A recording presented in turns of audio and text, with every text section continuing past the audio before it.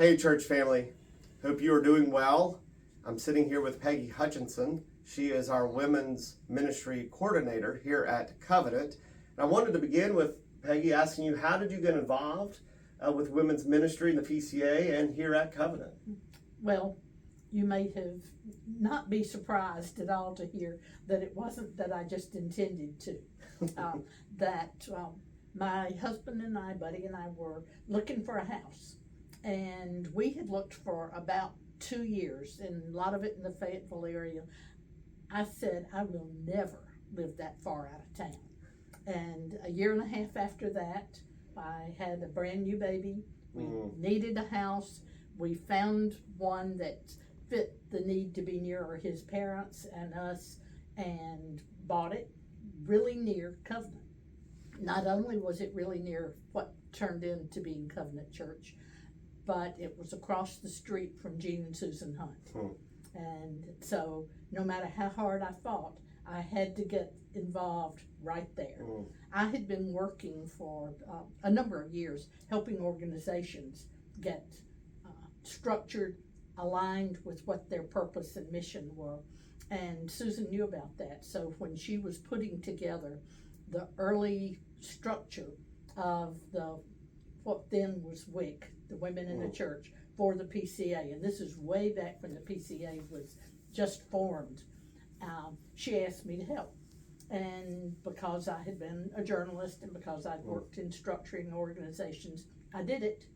And that led to a lifelong friendship with Susan and a book that's about women in the church, because we believed that there is a strong place for women in the church. And evidently, given the emphasis that the PCA put on that from the beginning, we were aligned in that. Yeah, that is awesome. I do think one thing to point out is that Gene was the founding pastor of Covenant, and Susan, of course, was his wife. And then Susan, was she the first women's coordinator for the denomination as well? Yeah, that's right. That's right. I thought that was the case. They definitely love us well, and we continue to love. Well, Susan, Gene has since gone to be with the Lord. So originally, when the denomination started, and then when churches also began with women's ministry, it was called WIC, Women in the Church. Since then, it has changed. And so why has it changed? What's the new change, and what's going on there? Well, originally, the WIC was very heavily structured. That it had a WIC council in every church, and in the WIC council there were 7 to 9 people who held different roles. And that's great for getting people involved and for getting a lot of different kind of ministries going. It's not great when you're wearing people out, or when the meetings become more reports than times of fellowship and joy. All of that was going on, not just at Covenant, but in the world. And then, lo and behold, we were hit with COVID. And not only did people not want to come together for meetings, they couldn't come together for anything because for nearly 2 years, or well over a year, there were no meetings. Then we started thinking, how at Covenant can we meet the needs of women in today's world that is really different from that 30, 40 years ago when the WIC started? And pull together a group of people who looked at the denomination and what had happened there, where their new women's ministries named Women's Ministry. That's awesome. And looked at other churches, what they were doing, and decided on a much more streamlined framework. We were heavily guided by the idea from the PCA that the women's ministry needed to be word-based and relationally focused. So focusing on God's word and building each other up in our love and service. So that's how we came to be organized here. As you know, I came kicking and screaming back into this, and still but very much that. needed. Well, very much needed. Yeah. A few years while we were still WIC, I had been working, raising a family, and just feeling like I'm just not doing enough for God. I don't talk to people much about Jesus, and I need to do something. I really was feeling the call, and I thought I had that all figured out, because I was going to go on a short-term mission and really do some good and come home refreshed and ready to go. Then my shepherd from Covenant called me and asked me to go to lunch, and guess what he wanted? He wanted me to come back and lead the WIC council. And I went. I didn't intend to buy a house in Fayetteville, but you led me. I didn't intend to be in the women's ministry, but here I am. Yeah. So, that's a long story for how I. That's an awesome story. That's an awesome story, and thankful for that. So now, speak a little bit about what's going on in women's ministry. Specifically here at Covenant. Okay. As we reorganized into a more streamlined structure, we have the purpose of engaging and involving all of the women in ways that let them connect with each other, learn, grow, serve, and use their God-given talents in ways that fit them and us. So to do that, we've created, and I say we, there was a whole table full of people working on this creation. 3 distinct roles. One is the discipleship role, and Linda Peeler has recently taken that on, and I'm so excited to have things happening there that haven't happened in a few years. Then we have the benevolence role, which is shared, because Brenda Burt is doing meals and Alice Harris is doing the bereavement part of that. And Innika Eddy, thank you Innika, has continued doing events, and she is so creative and has stuck with this for such a long time that we're thankful for all 3 of these people, because right now we have moved forward in some ways that have actually surprised me. Thank goodness I'm just a coordinator and don't have to direct any of it. But that's awesome. Last year, this new group sat down and said, wait a minute, we know who we are now, but we don't know what they want. And they are the people that we are here to serve, the other women in Covenant. So last December, December of 23, we held a women's caucus, and that was an incredible time. 10 minutes after church, room full, giving us ideas faster than we could write them down. That's awesome. And it was amazing. When we came and tried to distill that, we found that there were a lot of ways that we could go. And we chose, though, to say, let's put some things out there. Let's try it. Let's see how it happens, and let's revise or revive or discontinue. So it's a moving kind of thing.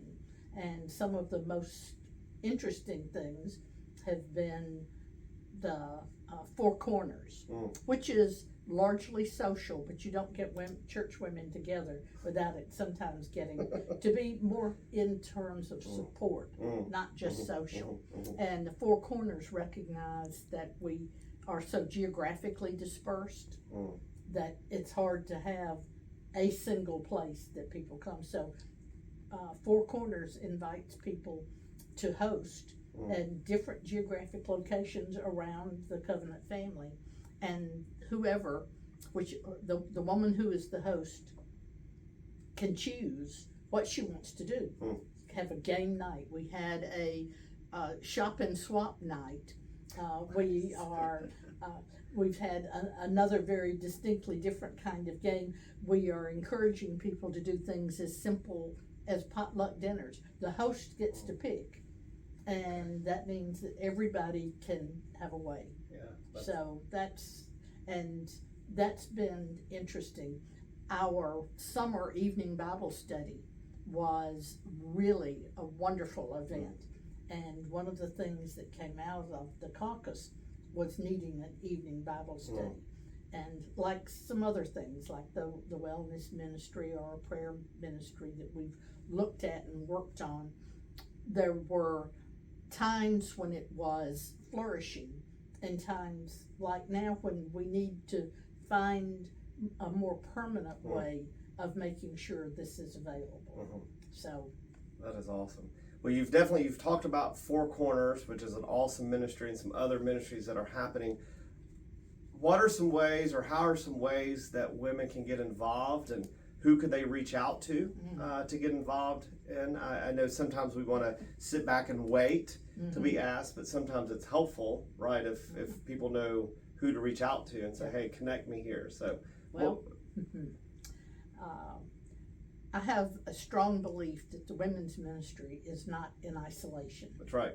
That every time a woman is sitting in a Sunday school class or hanging out at Trail Life while her kids are there, or going to the faith circle, there are opportunities to get involved because they start talking about what they want or need or would like to see happening.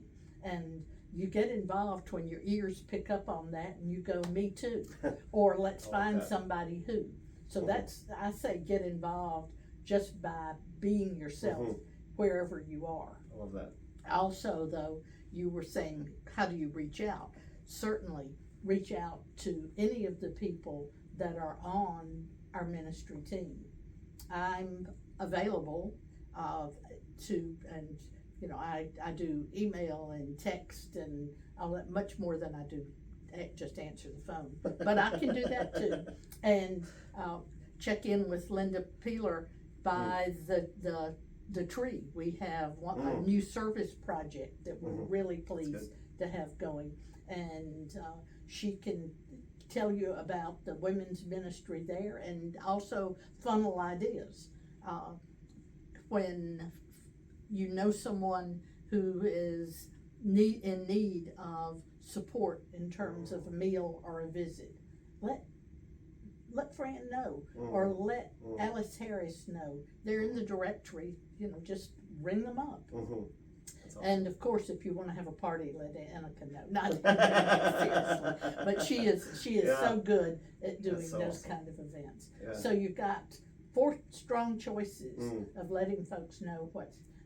And if you told you, you might remember to tell us. So yes, that's right. Yeah, don't tell me. Yeah, that's right. But our whole goal that's awesome. Is that our mission is, even though we are no longer named women in the church, we are the women's ministry. So if you're in the church as a visitor, as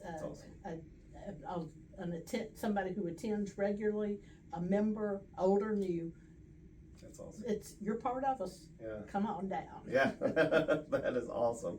Well, Peggy, thank you for taking some time. I know it was a long trip as well for you to come down to do the video. So thank you for that as well, and fighting Atlanta traffic to get here, and for your service, not only here at Covenant, not only to our denomination. As you said earlier, you wrote the book, which I remember when I found a book in my office and I looked at it and it said Susan Hunt and Peggy Hutcheson. I was like, wait a minute, is this our Peggy? So you literally wrote the book, which is awesome. But then also just me personally, you've always been a source of encouragement for me as long as I've been here, so I do appreciate that. Church family, as you've heard, our women's ministry is absolutely a thriving ministry here at Covenant, but it's a ministry of Covenant. And so it's not just an isolated ministry, as Peggy said, which I'm grateful for that. So be praying for our women's ministry, be praying for Peggy and those who are leading our women's ministry. Pray that the Lord would grow us numerically as well as spiritually. I do pray that you and your family are doing well, and that the Lord will bless you richly, and that he calls his face to shine upon you. Until we meet again, may the Lord bless you.